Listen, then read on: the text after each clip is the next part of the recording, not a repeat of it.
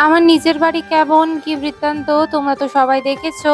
এটা হলো আমার মামা দাদুর বাড়ি। আর এই বাড়িতে আমার একটা রুম আছে। অ্যাকচুয়ালি এটা দাদুদের স্টোর রুম ছিল, তো আমি ভাবলাম যে এইটাকে একটু ঝেড়ে মুছে পরিষ্কার করে নি। এটা কিন্তু বাড়ির ভেতরের ঘর নয়, এটা বাড়ির বাইরের ঘর। আজ থেকে প্রায় 2-3 মাস আগে আমি এই রুমটাকে পরিষ্কার পরিচ্ছন্ন করেছিলাম। তারপরে আমার যাবতীয় যা জিনিসপত্র ছিল আমি এখানে এনে রেখেছিলাম, আর নিজের মতো করে রুমটাকে সুন্দর করে সাজিয়ে গুছিয়ে রেখেছিলাম। আবার 15-20 দিন পর এই রুমটাতে ফিরলাম, দেখে খুব ভালো লাগছে যে খুব একটা নোংরা তো হয়নি।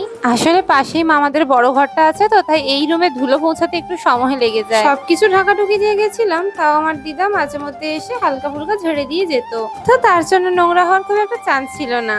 আমার সাইডে যে কাঁচের র্যাকটা আছে ওটা হলো আমার মামার দোকানের র্যাক। ইঁদুরে অনেকটাই খেয়ে ফেলায়, এটা স্টোর রুমে মামা রেখে দিয়েছিল, তো আমি ভাবলাম এটাকে কাজে লাগানো যেতে পারে। ফুটোগুলোতে সেলোটেপ দিয়ে আটকে দিয়েছিলাম এবং তার উপরে সাদা কাগজ নিয়ে আর ফেভিকল নিয়ে ভালো করে লাগিয়ে দিয়েছিলাম। এটা যেহেতু স্টোর রুম ছিল, তো সব জিনিস তো আর আমি বের করে দিতে পারবো না। বলতে পারো কোনো জিনিসই আমি সেরকম ভাবে বের করিনি, এখানে ওখানে করে ঠিকই রাখা আছে। আর আমার রিং লাইটটা না আমি বাড়ি নিয়ে গেছিলাম, আর ওখান থেকে একটা নাট খুলে পড়ে গেছে। আমি কোথা থেকে এই নাটটা জোগাড় করবো এখনো শুধু ভাবছি। আর্টিফিশিয়াল ফুলে যে দুটো দানি রাখলাম দেখলে বইয়ের তাকে আর এই সাজার র্যাকে, এই দুটো আমার দিদা মেলা থেকে কিনে এনেছে 20 টাকা দিয়ে। কেমন লাগলো জানাতে ভুলবে না। আজকের মতো টাটা।